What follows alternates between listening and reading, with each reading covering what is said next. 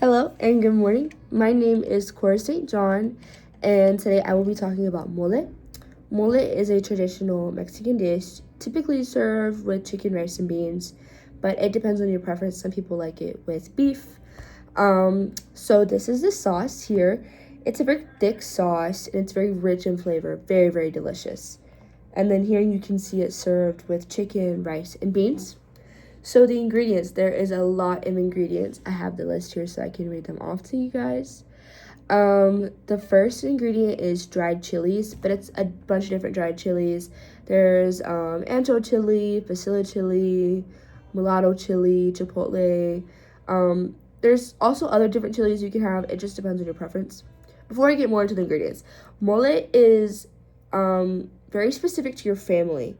So there are a lot of different recipes. This is just a basic recipe, but some people like to have different spices, different nuts, different chilies, different vegetables. It's very specific to your family. Every family has their own recipe. So for nuts and seeds, there are sesame seeds, almonds, peanuts. Some people even like pumpkin seeds. Fruits and vegetables, raisins, onion, and tomatoes are the most common, but also some people like prunes, some people like ripe plantains.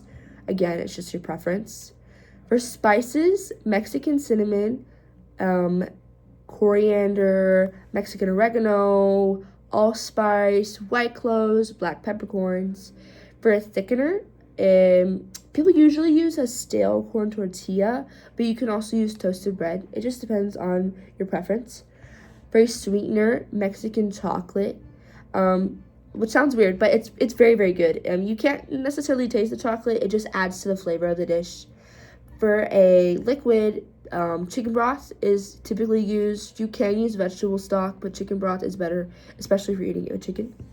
And then obviously the rice, beans, and chicken or beef or whatever you want to serve it with. So to prepare the mole, very complicated. So first you have to obviously get all your ingredients ready. You have to get the peppers ready. You have to get all the nuts and get everything together, measure it out. But when you're cooking it, you have to first get the dried chilies and you put them in a pan, and you will cook them until you can smell them, till they're fragrant, but till you can smell them. And then you're gonna soak them in hot water for about 15 to 20 minutes.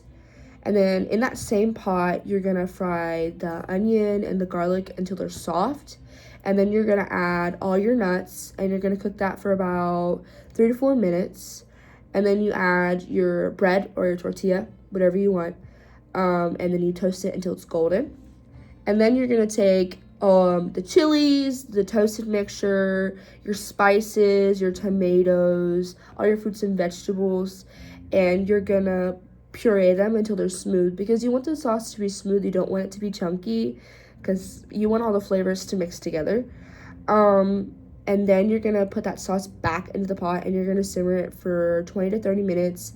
And you have to constantly stir it because you don't want it to burn and stick to the sides of the pot, and then it'll mess up the flavor. It's not good. And then after that, after you simmer it, you're gonna add in your chocolate till it's melted, stirred around. And then if you want to add broth to make it thinner or more seasoning, you just season it to taste. And then at the end, you're gonna put in your chicken for about 5 to 10 minutes. And you're gonna simmer it, make sure the chicken is cooked and it has all those good flavors in the chicken. And then you're gonna garnish it with sesame seeds. And then obviously you will serve the dish. And some people like to put the mole on their rice and their beans. Some people just like it on their chicken. Just, again, preference. So this dish is very important to the Mexican culture because it's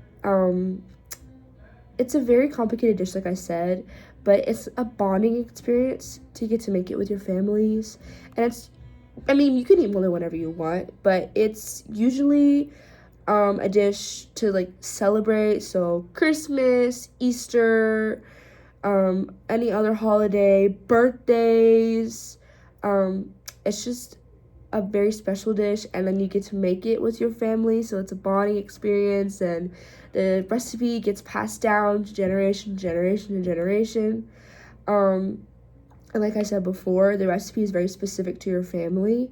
So it's really cool to have like your own family recipe. For me personally, we usually eat mole for Christmas. So every Christmas we will get together early and we'll make the mole and then we'll have it that night for Christmas dinner.